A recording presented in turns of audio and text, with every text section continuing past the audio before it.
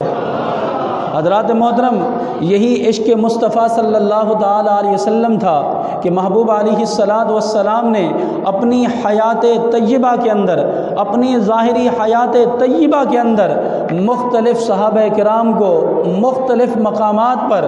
جنت کی بشارتیں عطا فرمائی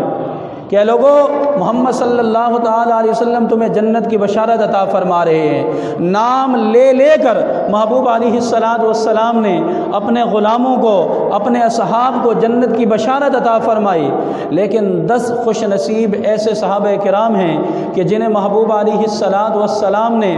مسجد نبوی شریف کے ممبر شریف پر بیٹھ کر ان کا نام لے لے کر فرمایا کہ ابو بکر جاؤ تم جنتی ہو، اے عمر تم جنتی ہو، اے عثمان تم جنتی ہو، اے علی تم جنتی ہو، اے سعد بن ابی وقاص تم جنتی ہو، اے سعید تم جنتی ہو، اے ابو عبیدہ بن جراح تم جنتی ہو، اے طلحہ بن عبید اللہ تم جنتی ہو، اے زبیر تم جنتی ہو، اے عبد الرحمن بن عوف سنو، آج محمد مصطفیٰ صلی اللہ تعالی علیہ وسلم تمہیں جنت کا پروانہ عطا فرما رہے ہیں۔